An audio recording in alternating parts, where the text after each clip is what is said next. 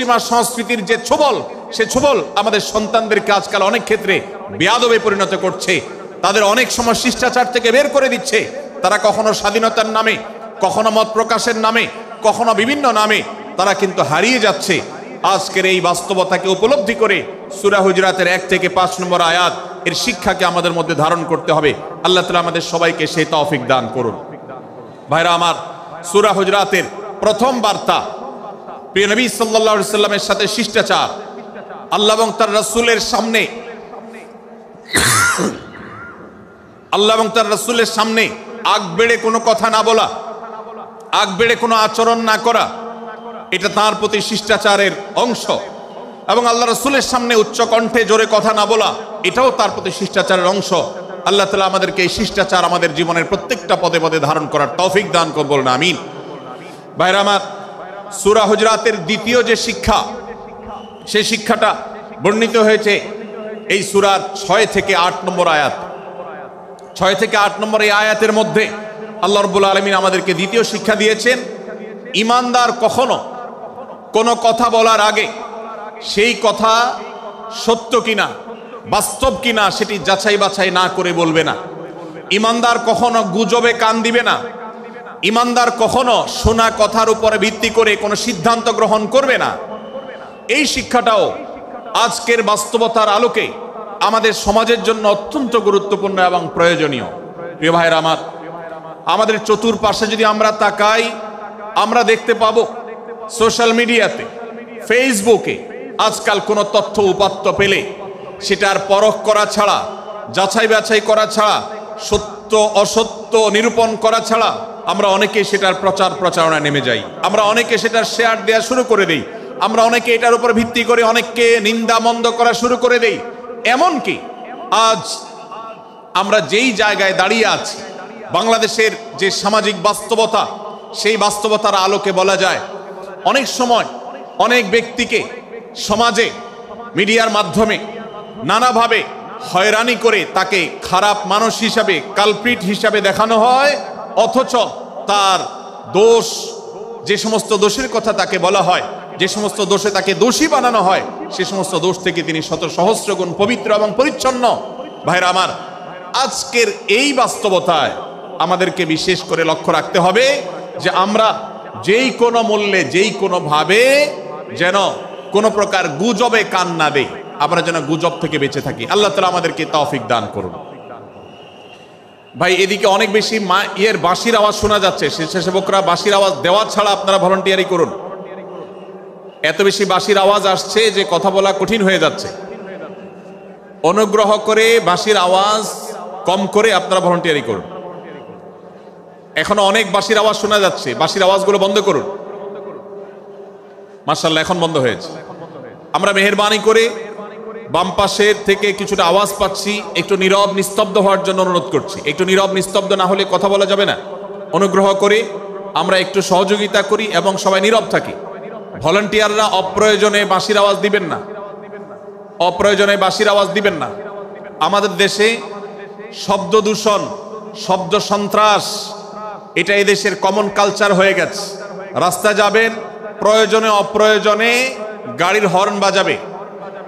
যে কোনো প্রোগ্রামে যাবেন, প্রয়োজনে অপ্রয়োজনে বাঁশি বাজানো হবে। কদিন আগে 31st নাইট গেছে, আপনারা দেখেছেন।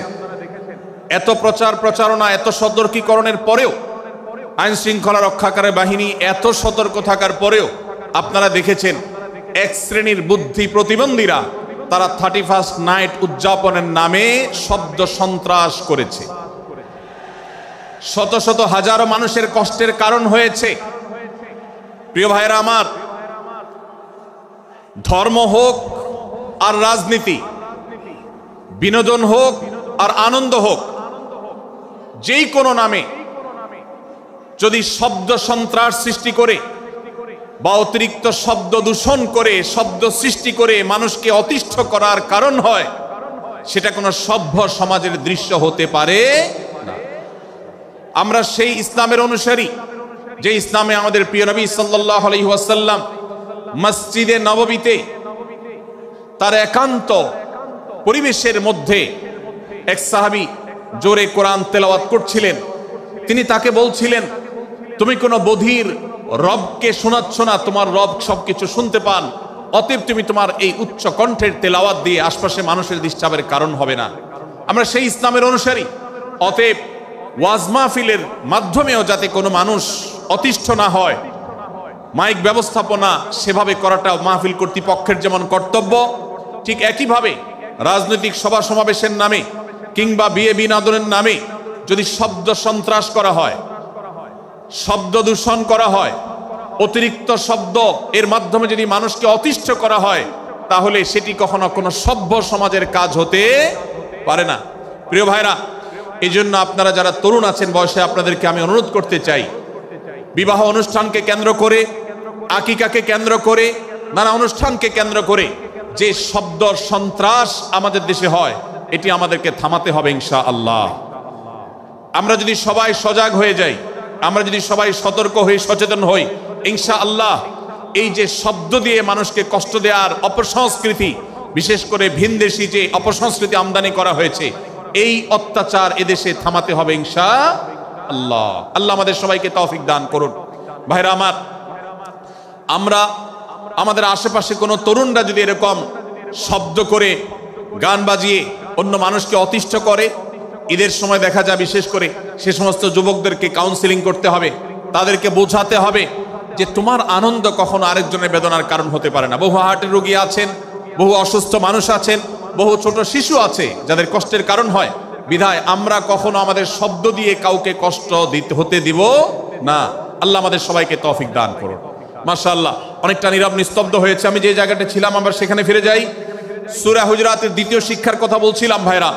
6 থেকে 8 নম্বর আয়াত যদি আপনি পাঠ করেন সূরা হুজুরাতের, আপনি দেখতে পাবেন সেখানে আল্লাহ রাব্বুল আলামিন ঈমানদারদেরকে যেই কোনো সংবাদ, যে কোনো তথ্য, বিশেষ করে অনির্ভরযোগ্য সূত্র থেকে যখন পাবে, ফাসিক থেকে যখন শুনবে, যার ভিতরে আল্লাহর ভয় নাই সেরকম মানুষ থেকে যখন পাবে, সেই সংবাদ তথ্য উপাত্ত যাচাই করা ছাড়া সেই সংবাদ যেন বলে না বেড়ায়। আপনি শহরে যান কিংবা গ্রামে, শিক্ষিত দেখুন কিংবা অশিক্ষিত, সর্বশ্রেণীর মানুষের মধ্যে আজ এই ব্যাধি দেখতে পাবেন চরম আকার ধারণ করেছে। কারোর ব্যাপারে কোনো নেগেটিভ কথা শুনেছেন, কোনো মন্দ কথা শুনেছেন, সে কথার প্রচারণা শুরু করে দেন। সেটা কি সঠিক কিনা, সেটা কি সত্য কিনা, সেটা কি যথার্থ কিনা, সেটা কোনো প্রপাগান্ডা কিনা, সেটা কোনো মিথ্যাচার কিনা, সেটা কোনো গুজব কিনা, এটা যাচাই করার প্রয়োজন অনুভব করে না।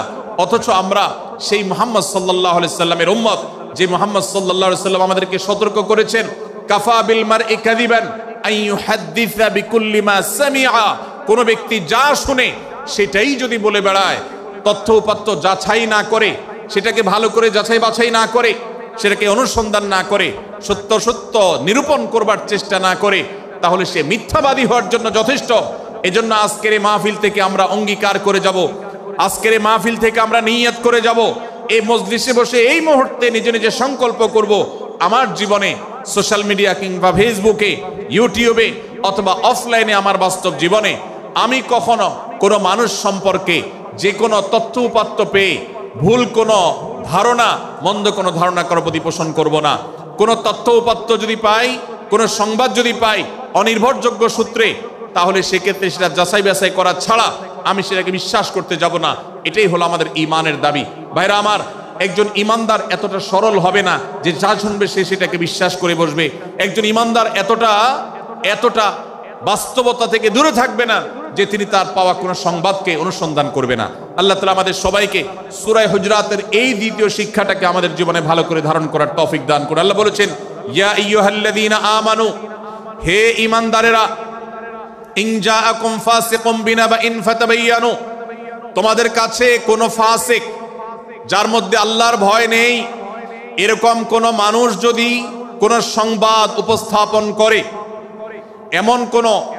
এমনকি গণমাধ্যমেও যদি কোনো সংবাদ প্রচারিত হয়, সংবাদদাতার মধ্যে যদি আল্লাহর ভয় না থাকে, সে যদি টাকার বিনিময়ে কারোর চরিত্র হনন করতে পারে, সে যদি অ্যাডভার্টাইজ পেয়ে কোনো কোম্পানির হয়ে দালালি করতে গিয়ে অন্য কারোর বিরুদ্ধে কোনো মিথ্যাচার করে, সে যদি বিদেশিদের এজেন্ডা বাস্তবায়ন করতে গিয়ে আলেম সমাজের চরিত্রকে কলঙ্কিত করে, কোনো ভালো মানুষকে দোষী হিসাবে সাব্যস্ত করে, তো আল্লাহ তাআলা আমাদেরকে সতর্ক করেছেন, ফাতাবায়ানু, সেই সংবাদ সত্য কিনা আমাদেরকে যাচাই করতে হবে। আনতুসিবু কওমান বিজাহালাহ ফাতুসবিহু আলা মা ফাআলতুম নাদিমিন। যদি আমরা যাচাই বাছাই না করে যা শুনি সেটাকে বিশ্বাস করতে থাকি, তাহলে আমরা এক সময় লজ্জিত হতে হবে, অনুতপ্ত হতে হবে আমাদের এই ভুল অবস্থানের কারণে। এজন্য ভাইরা, আজকের এই মাহফিল থেকে আমরা প্রতিশ্রুতি নিজের সঙ্গে নিজে দিয়ে যাব যে আমরা কখনো কোনো তথ্য উপাত্ত পেলে, কোনো সংবাদ পেলে সেটাকে, বিশেষ করে কারোর চরিত্র সম্পর্কিত যদি হয়, কারোর সম্পর্কে নেগেটিভ যদি হয়, তাহলে সেটাকে বিশ্বাস করবার আগে ভালো করে অনুসন্ধান করব। যতক্ষণ আমি নিশ্চিত না হব ততক্ষণ পর্যন্ত সেটার প্রচার করব না। আল্লাহ তাআলা আমাদের সবাইকে কোরআনের এই শিক্ষাটাও আমাদের জীবনে ধারণ করবার তৌফিক দান করুন। ভাইরা আমার, তৃতীয় যে শিক্ষা সূরা হুজুরাতের, সেটি হলো আল্লাহ রাব্বুল আলামিন সূরা হুজুরাতের 9 এবং 10 নম্বর আয়াতে ঈমানদারদের মধ্যে যদি কখনো মতভিন্নতা, মতপার্থক্য, যে এটা যদি মারামারিতে পরিণত হয়, ঈমানদারদের মধ্যে যদি কখনো দুই পক্ষ গন্ডগোল এবং ফাসাদের মধ্যে লিপ্ত হয়ে যাওয়ার মতো দৃশ্যের অবতারণা হয়, তাহলে আমরা যেন আমাদের মুসলমান ভাইদের ঘর পোড়ার মধ্যে আলু পোড়া দিতে না যাই। আমরা যেন আমাদের মুসলমান ভাইদের মধ্যকার বিভেদকে আরো বৃদ্ধি করতে সহায়তা না করি। আমরা যেন মীমাংসার পথ অবলম্বন করি। আমরা যেন তাদের মধ্যকার সম্পর্কের যে অবনতি হয়েছে সেটাকে দূর করবার চেষ্টা করি। আল্লাহ রাব্বুল আলামিন এই নির্দেশ দিতে গিয়ে বলেছেন, ওয়া ইন তাইফাতানি মিনাল মুমিনিনা ইকতাতালু, যদি ঈমানদারদের দুটি দল, দুটি গ্রুপ নিজেদের মধ্যে মারামারিতে লিপ্ত হয়ে যায়, ফাসলিহু বাইনাহুমা, তাহলে তোমরা সেই বিবাদমান দুটি দলকে মীমাংসা করবার চেষ্টা করবে। আজ আমাদের মধ্যে এরকম বহু বিষয়কে কেন্দ্র করে মুসলমানদের মধ্যে অনেক সময় মুখোমুখি অবস্থান আমরা দেখতে পাই, যা দুর্ভাগ্যজনক, যা হওয়ার কথা ছিল না। এমনকি জাগতিক বিষয়ে যেমন হয়, ধর্মের নামে, ইসলামের নামে আজ আমরা হাজার হাজার টুকরা হয়েছি। আজ গোটা বিশ্বে আমাদের মুসলমানদের যে অবস্থান দুর্বল হয়েছে, এর অন্যতম প্রধান কারণ হলো আমাদের অনৈক্য। আমরা যদি আজ আহলে কিবলা, আহলে সুন্নাহ ওয়াল জামাআতের অনুসারীরা নানান মত এবং পথের অনুসারী হওয়া সত্ত্বেও, নানান থট এবং পন্থার অনুসারী হওয়া সত্ত্বেও, আমরা যদি মৌলিক বিষয়গুলোর উপর সবাই ঐক্যবদ্ধ থাকতাম, আমরা যদি আল্লাহ তাআলার দেওয়া ইত্তিহাদ মাল ইখতিলাফ, বৈচিত্র্যময় ঐক্য, বিভিন্ন বিষয়ে মতভিন্ন থাকা সত্ত্বেও মৌলিক বিষয়ে ঐক্যমতে আমরা যদি থাকতে পারতাম, আমাদের মধ্যে যদি মুসলিম ভ্রাতৃত্ববোধ থাকতো, আমাদের মধ্যে যদি বলয় ভিত্তিক যে দেয়াল আর প্রাচীরগুলো আছে সেগুলো যদি না থাকতো, তাহলে আজ বাংলাদেশের বাস্তবতা হলো, বাংলাদেশে আল্লাহর কোরআন, আল্লাহ রাসূল সাল্লাল্লাহু আলাইহি ওয়াসাল্লামের হাদিসের আলোকে বাংলাদেশ আজ অটোমেটিক পরিচালিত হতো। ঠিক কিনা বলেন? আমরা যদি আজ ঐক্যবদ্ধ থাকতাম, তাহলে এদেশের হাতে গোনা যাবে এরকম স্বল্প সংখ্যক নাস্তিকেরা, ইসলাম এবং মুসলমানদের শত্রুরা, তারা আমাদেরকে নিয়ে তারা আজ যে খেলা খেলছে, আমাদেরকে যে তারা শাসন করছে, আমাদেরকে যে তারা তাদের অধীনস্থ করে রাখছে, আমাদের উপরে যে আজ ভিনদেশি কালচার চাপিয়ে দিচ্ছে, আমাদের উপরে তারা যে আজ কর্তৃত্ব করছে, আমাদেরকে আজ টুকরা টুকরা করছে, এই দুঃসাহস তারা কোনোদিন দেখাতে পারতো না যদি আমরা ঐক্যবদ্ধ থাকতাম। ভাইরা আমার, এই জন্য আমরা সব বিষয়ে সবাই একমত হব না। আজকের এই মাহফিলে যত মানুষ এসেছেন সবাই সব বিষয়ে একমত নন। এমনকি আজকের এই মাহফিল কর্তৃপক্ষ যে আয়োজন করছেন 3 দিন ব্যাপী, এই মাহফিলে আপনারা দেখেছেন এখানে কওমি এবং আলিয়া উভয় জায়গা থেকে বক্তা নির্বাচন করা হয়েছে, অসাধারণ সমন্বয় করা হয়েছে। এটি একটি ঐক্যের বার্তা। আমরা আশা করব মাঠ পর্যায়ে আমরা যারা কাজ করব, আমরা প্রত্যেকে আমাদের অন্য মতের, ভিন্ন মতের যে সমস্ত মুসলমান ভাইরা আছেন, তার সাথে আপনার কোনো থটগত মত পার্থক্য থাকতে পারে, চিন্তাগত কোনো ভিন্ন মত থাকতে পারে, কিন্তু দিন শেষে তিনি আপনার মুসলমান ভাই। তার আল্লাহ আর আপনার আল্লাহ এক, তার রাসূল এবং আপনার রাসূল এক, তার কিবলা এবং আপনার কিবলা এক, তার কোরআন আর আপনার কোরআন এক, তার নামাজ আর আপনার নামাজ এক, তার রোজা আর আপনার রোজা এক, তার যাকাত এবং আপনার যাকাত এক, তার তার সাথে আপনার মোটা এবং মৌলিক বিষয়ে কোনো মত পার্থক্য নাই। অতএব ছোটখাটো বিষয়কে কেন্দ্র করে আপনি যদি তাকে আপনার প্রতিপক্ষ মনে করেন, আপনি যদি তাকে আপনার শত্রু মনে করেন, এটা হবে আপনার ইসলামের জন্য, আপনার জন্য, এদেশের মুসলমানদের জন্য সবচেয়ে বড় ভুল। ভাইরা আমার, হারদুই হজরত আশরাফ আলী থানভী রহমতুল্লাহ আলাইহির সর্বশেষ খলিফা আবরার হক সাহেব রহমতুল্লাহ আলাইহি বলতেন, दीन के हर काम करने वालों को रफीक समझो फरीक ना समझो। যারাই আল্লাহর দ্বীনকে বুলন্দ করবার জন্য, যারাই আল্লাহর দ্বীনকে সেবা দেওয়ার জন্য, খেদমত করার জন্য কাজ করছে, তার পদ্ধতি তোমার থেকে ভিন্নতর হতে পারে। তাকে তুমি তোমার বন্ধু মনে করো, সহযাত্রী মনে করো, পথযাত্রী মনে করো, সহযোদ্ধা মনে করো, তোমার প্রতিপক্ষ মনে করবে না। প্রিয় ভাইরা আমার, আজ বাংলাদেশে ইসলাম যতটা পিছিয়ে আছে তার প্রধান কারণ হলো আমাদের অনৈক্য। আজ আমরা যদি আমাদের মধ্যকার যে সমস্ত দেয়াল এবং প্রাচীরগুলো, অদৃশ্য প্রাচীরগুলো উঠে আছে, যেগুলো আমাদের মুসলিম ভ্রাতৃত্বকে ভেঙে খান খান করে দিয়েছে, টুকরো টুকরো করে দিয়েছে, যদি আজ আমরা সে সমস্ত অদৃশ্য প্রাচীরগুলো দূরে সরাতে পারতাম, আমার ভিন্ন মতের ভাইকে যদি আমার ভাই মনে করতে পারতাম, তার যদি আমি কল্যাণকামী হতে পারতাম, আল্লাহর কোরআনের ঘোষণা অনুযায়ী এই মুসলমানদের ঐক্যবদ্ধ শক্তিকে দমাবার শক্তি পৃথিবীর কারোর নাই, কারোর নাই, কারোর নাই।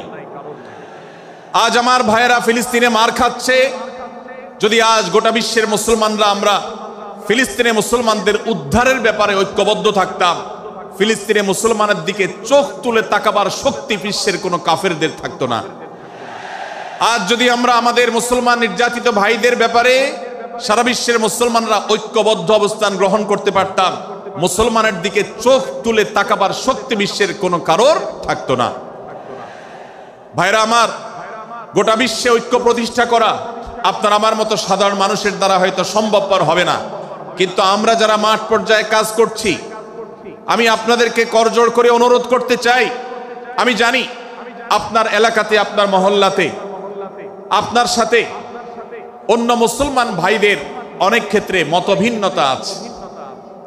সেটা রাজনৈতিক দৃষ্টিভঙ্গির ক্ষেত্রে হতে পারে, সেটা ধর্মীয় থট এবং মানহাজ, মাযহাব, মাসলাকগতভাবে হতে পারে, সেটা অন্য কোনো ইস্যু ভিত্তিক মত পার্থক্য হতে পারে। আল্লাহর জন্য, আল্লাহর ওয়াস্তে, আল্লাহর ওই আয়াতকে মেনে আমল করার চেষ্টা করি আমরা। আল্লাহ বলেছেন, ওয়া'তাসিমু বিহাবলিল্লাহি জামিআন ওয়া লা তাফাররাকু, তোমরা আল্লাহর রশিকে সবাই ঐক্যবদ্ধভাবে আঁকড়ে করে ধরো, ঐক্যবদ্ধভাবে আল্লাহর রশিকে আঁকড়ে ধরো, তোমরা পরস্পর বিচ্ছিন্ন হয়ে যেও না। আমরা অনেক ফরজের কথা শুনেছি, নামাজ রোজা ফরজ আমরা জানি, বাবা মার প্রতি সদ্ব্যবহার করার ফরজের কথা আমরা জানি, আত্মীয়তার সাথে সুসম্পর্ক, আত্মীয়তার বন্ধন রক্ষার কথা আমরা জানি, ফরজ হওয়ার কথা জানি, কিন্তু মুসলমানদের ঐক্যবদ্ধ থাকতে হবে এই ফরজের কথা আমরা অনেকেই জানি না। ভাইরা আমার, মুসলমানদেরকে আল্লাহ রাব্বুল আলামিন ঐক্যবদ্ধ থাকার নির্দেশ দিয়েছেন। এই ঐক্যটা এর মানে এই নয় যে সবাই এক মতের হয়ে যাবে সব বিষয়ে। বিভিন্ন বিষয়ে আমাদের মধ্যে মত পার্থক্য থাকবে, তারপরে আমরা একে অন্যের সহযোদ্ধা হব, সহযাত্রী হব, আমরা একে অন্যের কল্যাণকামী হব, একে অন্যের ভালো চাইব। আমার ভিন্ন মতের মুসলমানের কোনো ক্ষতিতে আমি খুশি হব না, তার ক্ষতিতে আমি কষ্ট পাবো, তার সাফল্যকে আমি এনজয় করব, আনন্দিত হব। এটা যদি করতে না পারি তো আমি কখনো খালেস এবং সাচ্চা মুসলমান হতে পারলাম না। আল্লাহ তাআলা আমাদের অন্তরগুলোকে উদার করে দিন, ব্রড করে দিন, প্রশস্ত করে দিন, বড় করে দিন, উম্মার ঐক্যের প্রয়াসী হওয়ার তৌফিক দান করুন, বলুন আমিন। ভাইরা আমার, আমরা মহল্লায় মহল্লায়, এলাকায় এলাকায়, মসজিদে মসজিদে, আমাদের নিজস্ব বলয়ে, নিজস্ব অঙ্গনে আমরা চেষ্টা করব ভিন্ন ভিন্ন মতের মুসলিম ভাইকেও আমার ভাই হিসাবে আঁকড়ে ধরার, আপন করার। ডক্টর খন্দকার আব্দুল্লাহ জাহাঙ্গীর রাহিমাহুল্লাহ এই অঞ্চলের সন্তান, তিনি বলতেন, বেদাতে লিপ্ত কোনো মুসলমান, তার ব্যাপারেও আমি মনে করি আমার ভাই ভুলের মধ্যে আছেন, তার ব্যাপারে আমার মায়া মমতা কাজ করে, আমি তার কল্যাণকামী, তাকে আমার ভাই মনে করি। ঠিক একইভাবে আমার কোনো মুসলমান ভাইয়ের সাথে যদি আমার ভিন্ন মতের কারণে আমার মনে হয় যে তিনি ভুল পথে আছেন, তারপর তাকে আমি শত্রু ভাববো না, তার অকল্যাণ আমি চাইবো না। আজ বাংলাদেশের বাস্তবতায় যদি আমরা তাকাই, দেখতে পারবো ইসলাম এবং মুসলমানদের যত শত্রু আছে, আমরা দেখেছি গত কয়েক যুগ ধরে তাদের নিজেদের মধ্যে হাজারো বিভক্তি, হাজারো মত পার্থক্য থাকা সত্ত্বেও মুসলমানদের শত্রুতা করার ব্যাপারে তারা সবাই ঐক্যবদ্ধ, অথচ আমরা মুসলমানরা আমাদের আল্লাহ, আমাদের রাসূল, আমাদের কোরআন, আমাদের কিবলা, আমাদের সবকিছু এক হওয়া সত্ত্বেও ছোটখাটো বিষয়কে নিয়ে আমরা আমাদের মধ্যকার বিভেদের প্রাচীরগুলোকে দাঁড় করিয়ে রেখেছি, যার কারণে আমরা গোটা বিশ্বে যেমন মার খাচ্ছি, আমাদের এই প্রিয় মাতৃভূমিতেও আমরা সংখ্যায় সবচেয়ে বেশি হয়েও আমরা কালচারালি মাইনরিটি হয়ে আছি, সংস্কৃতিতে আমরা সংখ্যালঘু হয়ে আছি। সব ক্ষেত্রে আমাদেরকে ইগনোর করা হয়। 4 লক্ষ মসজিদের এদেশে 4 লক্ষ ইমাম আছেন, 4 লক্ষ মুয়াজ্জিন আছেন। এই মসজিদগুলো এদেশে এর নেটওয়ার্ক যতটা শক্তিশালী, এদেশের সকল রাজনৈতিক দলগুলোর নেটওয়ার্ককে যদি একত্র করা হয়, মসজিদগুলোর মতো এতটা শক্তিশালী নেটওয়ার্ক এদেশের সমাজে নাই। কিন্তু ওলামা একরামকে ইগনোর করা হয়, মুসলমানদের ইগনোর করা হয়। এদেশের আইনে কোরআন এবং সুন্নাহ এদেশের মুসলমানদের ধ্যান ধারণাকে কখনো বিবেচনায় আনা হয় না। এই যে মুসলমানদের আজ দুরবস্থা, এর অন্যতম প্রধান কারণ হলো আমাদের হাজার হাজার ভাগে বিভক্তি। এই বিভক্তির দেয়ালগুলোকে তুলতে হবে কি হবে না? যদি হয় তাহলে আপনি নিজে থেকে শুরু করে দিন। আপনি যেই মতই লালন করেন না কেন, আপনার ভিন্ন মতের মুসলমানকে আপনি ভাই মনে করবেন, তার সাথে বুক মিলাতে আপনার কষ্ট হবে না, তার সাথে বসতে আপনার অসুবিধা হবে না। ভিন্ন মতের আলেম, এক মতের আলেম আরেক মতের আলেমের সাথে বসতে অসুবিধা হবে না। এক মতের অনুসারী আরেক মতের অনুসারীকে ভাই বলতে অসুবিধা হবে না। আমরা সোশ্যাল মিডিয়াতে নিজেদের মধ্যে কামড়াকামড়ি করব না, নিজেদের মধ্যে আমরা ঝগড়া বিবাদ করব না। এবং যদি কেউ বিবাদে লিপ্ত হয়, সূরা হুজরাতের 9 এবং 10 নম্বর আয়াতের শিক্ষা বলছে, মুসলমানদের মধ্যে দুটি দল যদি মারামারিতে লিপ্ত হয়, তুমি সেখানে গিয়ে খোঁচাখুচি করে মারামারি বানানোর তো প্রশ্নই ওঠে না। বরং আল্লাহ বলছেন যে ফাসলিহু বাইনাহুমা, তাদের উভয়ের মধ্যে মীমাংসা করবার জন্য তুমি উদ্যোক্তা হও, তুমি উদ্যোগী হও। ভাইরা আমার, আমরা অনেকেই হয়তো জেনে থাকবো মিথ্যা এটা আল্লাহর জমিনের সবচেয়ে বড় জঘন্য অপরাধগুলোর মধ্যে থেকে একটি। একজন মুসলমান কোন অবস্থাতে মিথ্যা বলতে পারে না, কিন্তু কোন মুসলমান যদি অন্য মুসলমানের সাথে কখনো বিবাদ বিতণ্ডায় লিপ্ত হয়ে যায়, দুজন মুসলমান বা দুটি বলয়, দুটি পক্ষ, দুটি গোষ্ঠী মুসলমানদের, তাদের মধ্যে যদি কোনো বিষয় যদি ভুল বুঝাবুঝি তৈরি হয়, ভিন্ন মত সৃষ্টি হয়, একে অন্যের সাথে শত্রু ভাবাপন্ন হয়ে যায়, তাহলে তাদের দুইজনের মধ্যে বা দুই পক্ষের মধ্যে মীমাংসা করবার জন্য কেউ যদি মিথ্যা কথাও বলে, অর্থাৎ আপনি এক পক্ষের কাছে গিয়ে বললেন, ভাই আপনি যাকে এত খারাপ মনে করছেন, যার ব্যাপারে আপনি এতটা রাগান্বিত হয়ে আছেন, আমি তো জানি তিনি আপনার ব্যাপারে অনেক সব চিন্তা রাখেন, আপনার ব্যাপারে অনেক ইতিবাচক ভাবনা রাখেন, আপনার ব্যাপারে অনেক সুধারণা পোষণ করেন। আপনি যদি একজন মুসলমানের কাছে গিয়ে, এক পক্ষের কাছে গিয়ে যদি এই কথাটা বলেন, বাস্তবে তিনি যদি এটা নাও বলেন, তারপরেও আপনি যদি এই মিথ্যা কথা বলেন, এই মিথ্যা এটা শুধু জায়েজ নয়, বরং এই মিথ্যাটা এর মাধ্যমে আপনি যে তাদের পরস্পরের সম্পর্ককে ভালো করার চেষ্টা করেছেন, এর মাধ্যমে আপনি আল্লাহর কাছে নেকি এবং সওয়াব পাবেন ইনশাআল্লাহ। ভাইরা আমার, তাহলে দুজন মুসলমান, দুটি পক্ষ, দুটি দল, দুটি বলয়, দুটি গোষ্ঠী যদি কখনো ভিন্ন মত তাদের মধ্যে তৈরি হয়, সেটা যদি মারামারিতে গিয়ে পৌঁছায়, সেটা যদি বিবাদ বিতণ্ডা পর্যন্ত গিয়ে পৌঁছায়, আমাদের কাজ হবে মধ্যে থেকে সেটাকে মীমাংসার মাধ্যমে দূরত্বকে কমানোর। আমরা কখনো দূরত্ব বাড়াবো না, পারলে দূরত্ব কমাবো। ডক্টর খন্দকার আব্দুল্লাহ জাহাঙ্গীর রহমতুল্লাহ একটা কথা বলতেন, মুসলমানদের বাড়িতে যে আগুন লেগেছে, বিভেদের আগুন, মতবিরোধের আগুন, মত পার্থক্য, এটা মতবিরোধে যে পৌঁছে গেছে, এ আগুন তিনি বলতেন, আমি নিভাবার মতো শক্তি আমার নাই, এত পাওয়ার নাই যে বহুদা বিভক্ত মুসলমানদেরকে আমি ঐক্যবদ্ধ করে ফেলবো, এত শক্তি আমার হাতে নেই। কিন্তু একটা শক্তি আমার কাছে আছে ভাই, সেটা হলো যে বিবাদমান মুসলমানদের মধ্যে বিবাদ যেন আর না বাড়ে, বিবাদের যে আগুন লেগেছে সে আগুনে যেন আর ঘি ঢালা না হয়, কেরোসিন ঢালা না হয়, সেজন্য আমি ভূমিকা রাখতে পারি। আমি আপনাদেরকে বিনয়ের সাথে অনুরোধ করতে চাই, যত বিষয় নিয়ে আমাদের মুসলমানদের পরস্পরের মত পার্থক্য আছে, হতে পারে সেটা মাসআলা নিয়ে, হতে পারে সেটা রাজনৈতিক অবস্থানকে কেন্দ্র করে, হতে পারে অন্য কোনো বিষয়কে কেন্দ্র করে, আল্লাহর ওয়াস্তে আপনি বিভেদ মিটাতে পারেন আর না পারেন, বিভেদ যেন না বাড়ে সেজন্য আপনি অবস্থান গ্রহণ করবেন, বিভেদ বাড়ার ক্ষেত্রে কোনো ভূমিকা পালন করবেন না, এবং সব সময় উম্মার ঐক্য প্রয়াস চাইবেন, প্রয়াস চালাবেন, উম্মার ঐক্য চেষ্টা করবেন। আল্লাহর কাছে আপনি যে দোয়াগুলো করেন, এর মধ্যে একটা দোয়া যেন এটাও থাকে, হে আল্লাহ, আমরা বহুদা বিভক্ত হয়ে গেছি, আমরা টুকরা টুকরা হয়ে গেছি, যার কারণে তোমার ভাষ্য অনুযায়ী ফাতাফশালু ওয়া তাযহাবা রিহুকুম, আজ আমাদের শক্তি শেষ হয়ে গেছে, আমরা দুর্বল হয়ে গেছি। আজ বাংলাদেশের বাস্তবতা যদি আমরা বলি, যে দেশের 90-95 ভাগ মানুষ মুসলমান, সে দেশে আজ হাতে গোনা কিছু নাস্তিক, কিছু ইসলাম বিদ্বেষী, মুসলমান বিদ্বেষীরা, তারা আমাদেরকে আজ উঠা বসা করায়, তারা আমাদের আইন নির্ধারণ করে, তারা আমাদের শাসক নির্ধারণ করে, তারা আমাদের সব বিষয়গুলোকে নির্ধারণ করে দেয়। আমাদের সন্তানরা পাঠ্যপুস্তকে কি পড়বে সেটাও ইসলাম বিদ্বেষীরাই ঠিক করে দেয়। ভাইরা আমার, এই অবস্থার যদি পরিবর্তন চাই, তাহলে আমাদের মধ্যকার দূরত্বগুলো কমাতে হবে। এজন্য আপনার দোয়ার মধ্যে আল্লাহর কাছে নিবেদন করুন, আল্লাহ আপনি আমাদের মধ্যকার বিভেদগুলো কমিয়ে দিন, আল্লাহ আমাদের ওলামাদেরকে ঐক্যবদ্ধ করে দিন, আল্লাহ আমাদেরকে ইত্তেহাদ মাল ইখতিলাফ, বৈচিত্র্যময় ঐক্য, মতভিন্ন থাকা সত্ত্বেও মৌলিক বিষয় ঐক্যবদ্ধ হওয়ার তৌফিক দান করুন। সীসাঢালা প্রাচীরের মতো আমাদেরকে কাঁধে কাঁধ মিলিয়ে আল্লাহ এবং তার রাসূল সাল্লাল্লাহু আলাইহি সাল্লামের আদেশ নিষেধকে ব্যক্তি, সমাজ, পরিবার, রাষ্ট্রে সর্বত্র বাস্তবায়নের জন্য কাজ করার তৌফিক দান করুন। আমরা আমাদের দোয়ার মধ্যে মুসলমানদের ঐক্যের জন্য দোয়া করব তো ইনশাআল্লাহ। আল্লাহ তাআলা আমাদেরকে সেই তৌফিক দান করুন।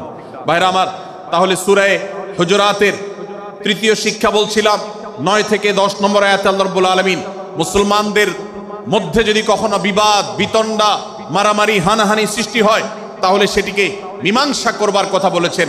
অতএব যদি কোনো স্বামী স্ত্রীর মধ্যেও কখনো মনোমালিন্য তৈরি হয়, আপনার যদি সেখানে ভূমিকা রাখবার সুযোগ থাকে, আপনি চেষ্টা করবেন উভয়ের মধ্যে দূরত্বটা কমাবার জন্য। আমরা অনেকে আজকাল নামাজ কালাম পড়ি, রোজা রাখি, দাড়ি রাখি, অনেক ভালো ভালো কথা বলি, অথচ দুজনের মধ্যে গন্ডগোল লাগলে আমরা সেখানে এক পক্ষ হয়ে আরেক পক্ষকে আমরা খেপিয়ে তুলি। পারলে অনেকে চগলখড়ি করেন, প্রত্যেক পক্ষের কাছে গিয়ে অপর পক্ষের ব্যাপারে মিথ্যা কথা বলে তাদের মধ্যে ভেজালকে আরো বাড়িয়ে দেন। এই জন্য নবী সাল্লাল্লাহু আলাইহি ওয়াসাল্লামের ঐতিহাসিক হাদিস রয়েছে, লা ইয়াদখুলুল জান্নাতা নাম্মাম, যে ব্যক্তি চগলখড়ি করে, দুজনের মধ্যকার গন্ডগোল ফাসাদ বৃদ্ধিতে যে ব্যক্তি ভূমিকা রাখে, ভেজাল লাগায়, এই চগলখোর কখনো জান্নাতে যাবে না। আমাদের অনেকেরই এই দুঃস্বভাব আছে, এই খারাপ চরিত্র আছে। সূরা হুজুরাত এই যেন আমাদের আজকের যে সমাজ বাস্তবতা আছে, আমাদের যে ব্যাধি আছে, ব্যক্তিগত পর্যায়ে আমাদের পরিবারের, সমাজের সর্বত্র যে ব্যাধিগুলো ছেয়ে গেছে, সূরা হুজুরাতের প্রতিটি আয়াত যেন সেই ব্যাধির সবচেয়ে বড় মহৌষধ, সেটা যেন সবচেয়ে বড় প্রতিষেধক, সেটা যেন সবচেয়ে বড় সমাধান। এই জন্য আমি বলেছি শুরুতে, আমার যদি আল্লাহ শক্তি সামর্থ্য দিতেন, প্রত্যেক মুসলমানের হাতে পায়ে ধরে সূরা হুজুরাতের 18টি আয়াত, প্রত্যেকটি আয়াত আমি আমার মুসলমান ভাইদেরকে বলতাম, বারবার পড়ুন, বারবার পাঠ করুন, বোঝার চেষ্টা করুন, জীবনকে পরিবর্তন করুন। এদেশে নামাজি মুসলমান আপনি কম বেশি পাবেন, এদেশে রোজাদার মুসলমান কম বেশি পাবেন, এদেশে হজ আদায়কারী মুসলমান কম বেশি পাবেন, এদেশে তাসবিহরত মুসলমান কম বেশি পাবেন, কিন্তু এদেশে আচার আচরণ, কাজ কারবার, আখলাক এবং বান্দার হক এবং অধিকার, অন্যের অধিকার সংশ্লিষ্ট বিষয়ে সচেতন মুসলমান আপনি খুব বেশি পাবেন না। আর এই জন্যই আমাদের জান্নাতের পথে অনেক বড় অন্তরায় হয়ে আছে। আজ আমাদের চরিত্রগুলো নষ্ট হয়ে গেছে।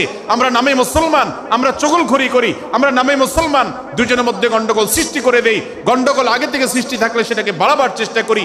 আমরা নামে মুসলমান, আমাদের শিষ্টাচার নাই, আদব নাই, লেহাজ নাই। এই জন্য সূরা হুজুরাতের প্রতিটি আয়াত আমাদেরকে শিক্ষা দেয়। আল্লাহ তাআলা আমাদের সকলকে এই শিক্ষাগুলো আজকের এই মাহফিল থেকে আমাদের বুকের ভেতরে পরম যত্ন সহকারে নিয়ে যাওয়ার এবং আমাদের জীবনকে পরিবর্তন করার তৌফিক দান করুন। ভাইরা আমার, তৃতীয় এই শিক্ষাটি শেষ করে আমি বলতে চাচ্ছি, চতুর্থ আয়াতে আল্লাহ রাব্বুল আলামিন আমাদেরকে বলেছেন, আমরা যেন কেউ কাউকে নিয়ে বিদ্রূপ না করি, ব্যঙ্গ না করি, কেউ কাউকে যেন বাজে নামে না ডাকি, কেউ যেন কাউকে খোঁচাখুচি না করি, কেউ যেন কাউর নাম বিকৃত করে তাকে না ডাকি। ভাইরা আমার, এই আয়াতটি আমি শুরুতে তেলাওয়াত করেছি। আল্লাহ বলেছেন, ইয়া আইয়ুহাল্লাযীনা আমানু লা ইয়াসখার কওমুম মিন কওমিন আসা আন ইয়াকুনু খায়রাম মিনহুম, হে ঈমানদারেরা, হে মুসলমানেরা, তোমাদের কেউ যেন অন্য কারোর নাম ধরে অন্য কাউকে ব্যঙ্গ, বিদ্রূপ, ঠাট্টা না করে। আমরা একে অন্যকে নিয়ে ঠাট্টা করি কি করি না? বিদ্রূপ করার রোগ আমাদের মধ্যে আছে না নাই? ভাইরা আমার, জাগতিক বিষয় তো আছেই, এমনকি দুর্ভাগ্যজনক বাস্তবতা হলো ধর্মের নামে, ইসলামের নামে একদল মুসলমান অপর দল মুসলমানকে নিয়ে হাসি, ব্যঙ্গ, বিদ্রূপ, রাশাহাসি এবং নাম বিকৃত করা এবং খোঁচাখুচি করা, এই কাজগুলো আমাদের মধ্যে আছে না নাই? আমরা যারা ইসলামের খেদমত মনে করে আমার ভিন্ন মতের ভিন্ন দলের মুসলমানকে খোঁচাখুচি করি, আমরা যারা আল্লাহর খেদমত মনে করে ইসলামের সেবা মনে করে দাওয়াতের কাজ মনে করে ইসলাম প্রচার মনে করে ভিন্ন মতের অন্য দলের মুসলমানকে নিয়ে ব্যঙ্গ বিদ্রুপ আর হাসাহাসি করি, তাদেরকে সোশ্যাল মিডিয়াতে অনলাইনে অফলাইনে তুচ্ছ তাচ্ছিল্য করি, আল্লাহর শপথ করে বলছি এটা ইসলামের সেবা নয়, এটা হলো প্রবৃত্তির পূজা।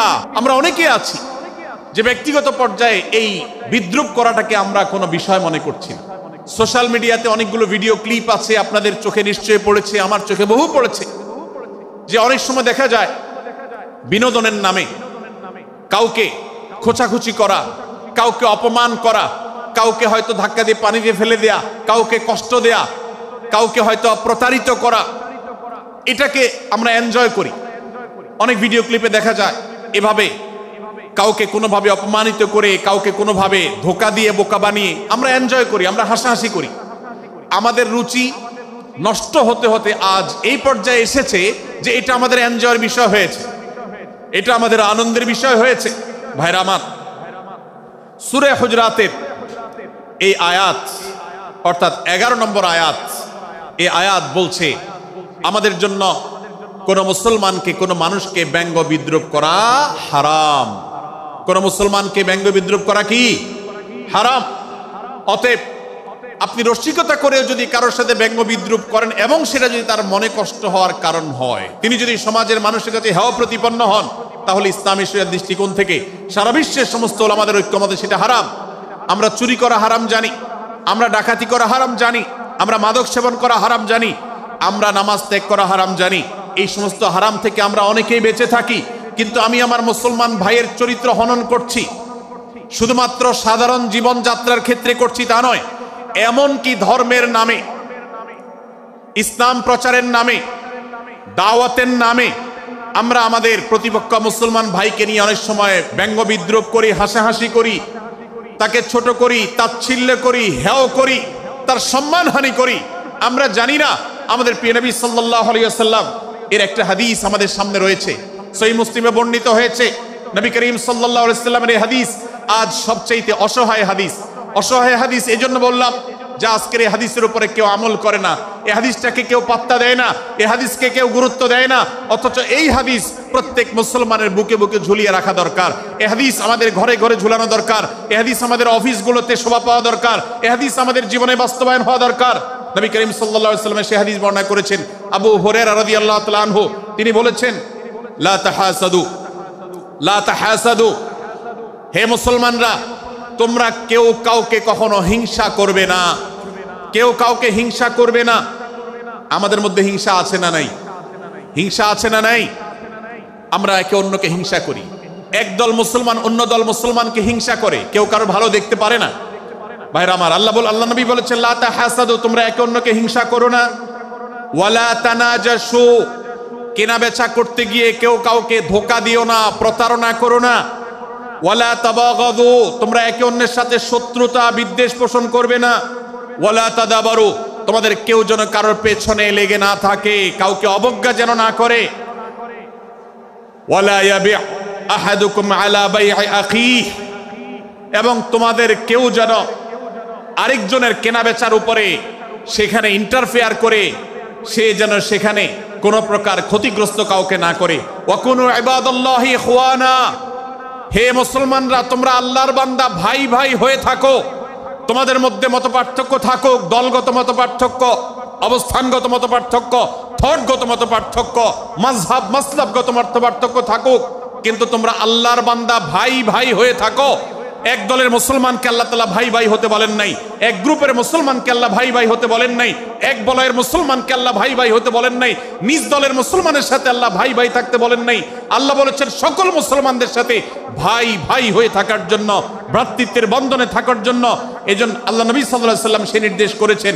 আল্লাহ নবী সাল্লাল্লাহু আলাইহি ওয়াসাল্লাম আরো বলেছেন, আল মুসলিমু আখুল মুসলিম, মুসলমান মুসলমানের ভাই, লা ইয়াজলিমুহু, ওয়ালা ইয়াখযুলুহু, কোন মুসলমান কোন মুসলমানকে জুলুম করতে পারে না, তার আইল ঠেলতে পারে না, তার জমি দখল করতে পারে না, তার অধিকার নষ্ট করতে পারে না, তাকে কথা দিয়ে অত্যাচার করতে পারে না। ওয়ালা ইয়াখযুলুহু, তাকে অপমানিত করতে পারে না, লাঞ্ছিত করতে পারে না। ওয়ালা ইয়াকযিবুহু, তার সাথে মিথ্যা বলতে পারে না। ওয়ালা ইয়াহকিরুহু, তাকে তাচ্ছিল্য করতে পারে না। আত-তাকওয়া হাহুনা, আত-তাকওয়া হাহুনা, আত-তাকওয়া হাহুনা। নবীজি তিনবার নিজের বুকের দিকে তাকিয়ে দেখিয়েছেন, তাকওয়া এখানে, তাকওয়া এখানে, তাকওয়া এখানে। আমাদের অন্তরকে ভালো করতে হবে, সমস্ত মুসলমানদের জন্য উদার হতে হবে, কলিজাকে বড় করতে হবে, মনটাকে ব্রড করতে হবে, প্রশস্ত করতে হবে, অন্য মুসলমানকে ভাই মনে করতে হবে। কোন ভিন্ন মতের মুসলমানের সাথে শত্রুতা পোষণ করা যাবে না। ভাইরা আমার, অতএব এই হাদিসকে সামনে রেখে এই হাদিসের শেষ অংশে নবী সাল্লাল্লাহু আলাইহি সাল্লাম বলেছেন, আল মুসলিমু কুল্লুল মুসলিমি আলাল মুসলিমি হারামুন দমুহু ওয়া মালুহু ওয়া ইরদুহু। এক মুসলমানের জন্য অন্য মুসলমানের তিনটি জিনিসকে আল্লাহ তাআলা হারাম করে দিয়েছেন। কোন মুসলমানের রক্ত এটা প্রবাহিত করা, কাউকে হত্যা করা যেরকম হারাম, কোন মুসলমানের সম্পদ অন্যায়ভাবে আপনি ভোগ করবেন, দখল করবেন, মেরে দিবেন, এটা হারাম। ঠিক একইভাবে কোন মুসলমানের সম্মান নষ্ট করবেন, ইজ্জত নষ্ট করবেন, সম্ভ্রম নষ্ট করবেন, অপমান করবেন, এটাকে আল্লাহ তাআলা হারাম করেছেন। আল্লাহ তাআলা আমাদের সবাইকে অন্য মুসলমানদের ব্যাপারে এরকম দায়িত্বশীল ভূমিকা রাখার তৌফিক দান করুন, বলুন আমিন। ভাইরা আমার, সূরা হুজুরাতের 4 নম্বর আয়াতের এই শিক্ষাকে ধারণ করে আমরা কারোর প্রতি ব্যঙ্গাত্মক আচরণ করব না। অনেক মুসলমান আছেন অন্য মুসলমানদের নাম ধরে ধরে বিদ্রুপ ব্যঙ্গ করেন, নাম বিকৃত করেন। অনেক সময় আমরা রসিকতা করেও আমাদের অনেকের নাম বিকৃত করি। আল্লাহ সুবহানাহু ওয়া তাআলা এটাকে হারাম করেছেন। এমনকি নবী সাল্লাল্লাহু আলাইহি সাল্লাম বলেছেন, লা তাকুল লিকাসিরিন ইয়া কাসিরু, কোন খাটো বা বেটে মানুষকে হে বেটে, হে খাটো এরকম বলে ডেকো না। নবী সাল্লাল্লাহু আলাইহি সাল্লাম বলেছেন, এভাবে ডাকলে তিনি অপমানিত হন। আল্লাহ তাকে এভাবে সৃষ্টি করেছেন। আমরা অনেক সময় দেখা যায় একে অন্যকে খোঁচা মারতে গিয়ে তার গায়ের রং কালো হলে, তিনি দেখতে আকারে ছোট হলে তাকে আমরা ব্যঙ্গ করি, বিদ্রুপ করি, তাকে আমরা তাচ্ছিল্য করি, তাকে আমরা অপমান করি, তাকে আমরা অপদস্থ করি। ভাইরা আমার, এটা আমাদের জন্য হারাম। আমি আবারও বলছি, চুরি হারাম আমরা জানি, ডাকাতি হারাম আমরা জানি, আমরা অন্যান্য হারামের কথা জানি, কিন্তু এই যে এক মুসলমান অন্য মুসলমানের অধিকার নষ্ট করা হারাম, এটা আমরা জানি না। এক মুসলমান অন্য মুসলমানের নাম বিকৃত করা হারাম, এটা আমরা জানি না। এই ব্যাপারেও আমরা দেখেছি যা আমরা যারা ইসলামের দাওয়াতের কথা বলি, কোরআন হাদিসের কথা বলি, তারাও দেখা যায় সোশ্যাল মিডিয়াতে, ফেসবুকে একদল মুসলমান অন্য দলে মুসলমানদেরকে নানা বাজে উক্তি দিয়ে ডাকাডাকি করে, বিকৃত নামে ডাকে, বিকৃত উপাধি দেয়, খারাপ কথা বলে, অমুকের দালাল তমুকের দালাল ইত্যাদি ধারণা করে কথা বলে। এই কাজগুলো হারাম, এগুলো আমরা কখনো করব না। 5 নম্বর যে শিক্ষা আছে সূরা হুজুরাতে, সেটা হলো 12 নম্বর আয়াতে আল্লাহ রাব্বুল আলামিন এখানে কুধারণা করাকে হারাম করেছেন, মন্দ ধারণা করতে আল্লাহ তাআলা নিষেধ করেছেন, এবং গীবত করতে, পেছনে লাগতে নিষেধ করেছেন। ভাইরা আমার, এই একটি আয়াত অর্থাৎ সূরা হুজুরাতের 12 নম্বর আয়াত, এই আয়াতটির শিক্ষা ধারণ করে যদি আমরা আমাদেরকে শুধরাতে পারি, সংশোধন করতে পারি, তাহলে ইসলামের মেইন যে কাজগুলো আছে, ঈমানকে বিশুদ্ধ করা এবং শিরক মুক্ত ঈমান আনা, 5 ওয়াক্ত নামাজ পড়ার পর, বান্দার হক আদায়ের পর, এই আয়াতটির পর আমল করলে আপনার জান্নাতে যাওয়ার সবচেয়ে বড় বাধা দূর হয়ে যাবে ইনশাআল্লাহ। ভাইরা আমার, যে আয়াতে আল্লাহ তাআলা আমাদেরকে কারো প্রতি মন্দ ধারণা করতে নিষেধ করেছেন, গীবত করতে নিষেধ করেছেন, কারো পেছনে লাগালাই করতে নিষেধ করেছেন, সে আয়াতে আল্লাহ রাব্বুল আলামিন বলেছেন, ইয়া আইয়ুহাল্লাযীনা আমানু ইজতানিবু কাসীরাম মিনায-যন্ন, হে ঈমানদারেরা, হে মুসলমানরা, তোমরা কারোর প্রতি ধারণা, মন্দ ধারণা তোমরা করো না, এটা থেকে বিরত থাকো। অনেক ধারণা অর্থাৎ মন্দ ধারণা, এটা গুনাহ, এটা থেকে বিরত থাকো।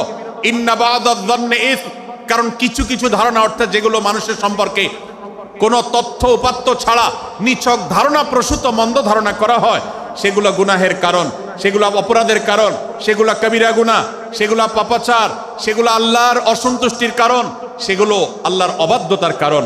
এজন্য ভাই, কারোর প্রতি মন্দ ধারণা করা যাবে না।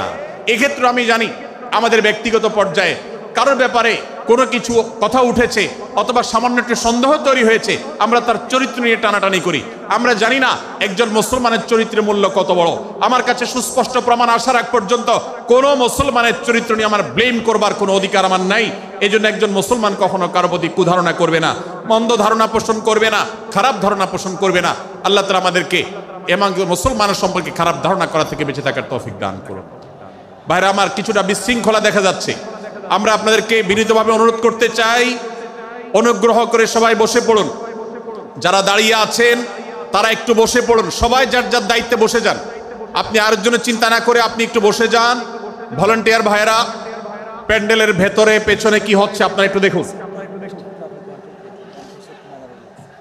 ডান পাশে যে সমস্ত ভাইরা আছেন, ভাইরা আপনারা আমার কথা শুনুন। ডান পাশে আমার প্যান্ডেলের ডান পাশে যারা আছেন আপনাদেরকে আমরা অনুরোধ করছি, ওয়াজ মাহফিলের মঞ্চে, তাফসীর কোরআন মাহফিলের প্যান্ডেলে এসে আমরা যদি বিবাদ বিতণ্ডায় লিপ্ত হই, আমরা সে বিষয়ে আলোচনা করছি, আল্লাহর ওয়াস্তে আমরা বিবাদ বিতণ্ডা বন্ধ করি। আপনারা একটু শান্ত হন, আল্লাহর জন্য একটু সবর করেন। ভাইরা আমার, এদিকে যে কিছুটা বিশৃঙ্খলা দেখা যাচ্ছে, আপনাদেরকে আমরা অনুরোধ করছি আপনারা একটু বিশৃঙ্খলা বন্ধ করুন। ভাইরা এখানে যারা দাঁড়িয়ে আছেন সবাই বসে যান, সবাই বসে যান, সবাই বসে যান।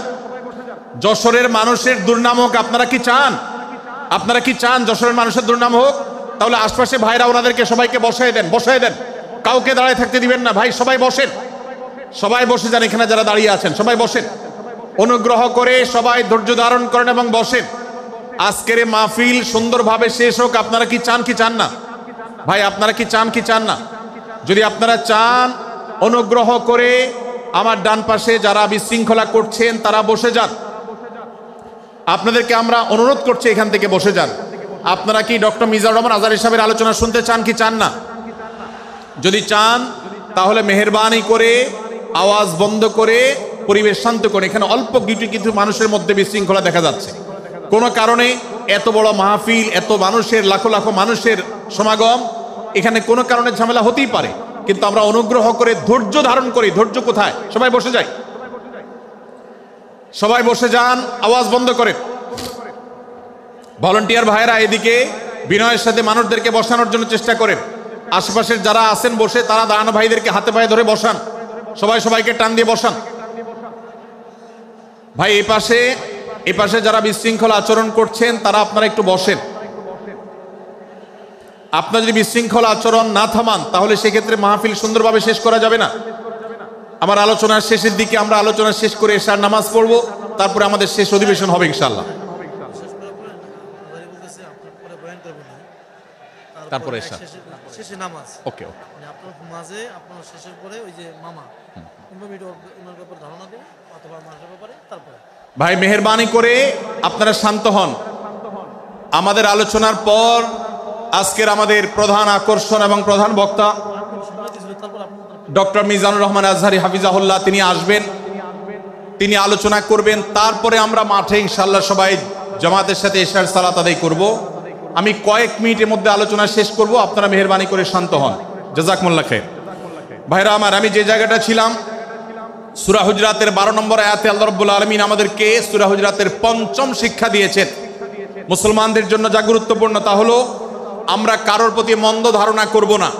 এই ক্ষেত্রে ডক্টর আব্দুল্লাহ জাহাঙ্গীর রাহিমাহুল্লাহর একটা উক্তি আমার মনে পড়ে। তিনি বলেছেন যে আজ আমাদের যারা ধর্ম চর্চা করি, আমরা যারা নিজেদেরকে প্র্যাকটিসিং মুসলমান মনে করি, আমাদের সবচেয়ে হুজুরদের সবচেয়ে পছন্দের গুনাহ হলো মন্দ ধারণা করা, অন্যের ব্যাপারে খারাপ ধারণা করা। অমুক অমুকের দালাল, তমুক তমুকের দালাল, কোন তথ্য উপাত্ত ভিত্তি প্রমাণ ছাড়া নিছক ধারণার উপর ভিত্তি করে অন্য মুসলমান ভাইকে আমি এরকম নানা তকমা দিয়ে আমরা কবিরা গুনাহে লিপ্ত হচ্ছি। আমরা এই বদ ধারণা করা, মন্দ ধারণা করা যে কবিরা গুনাহ অনেকে জানি না। অনেকের পেছনে লাগছি, অনেকের ওয়াজ শুনছি দোষ বাইর করার জন্য, স্ট্যাটাস পড়ছি ভুল বাইর করার জন্য। এই যে মানুষের পেছনে লাগা, এটা আল্লাহ তাআলা নিষেধ করেছেন, ওয়ালা তাজাসসু, তোমরা কেউ কারোর ছিদ্র অন্বেষণ করার, দোষ আবিষ্কার করার চেষ্টা করবে না, এবং ওয়ালা ইয়াগতাব বা'দুকুম বা'দা, কেউ কারোর গীবত শিকায়াত করবে না। এই আয়াতে আমাদেরকে কেউ কারোর পেছনে পরনিন্দা করতে নিষেধ করেছেন। ইসলাম বলে আমরা মানুষের সামনে মানুষের ভুলের কথা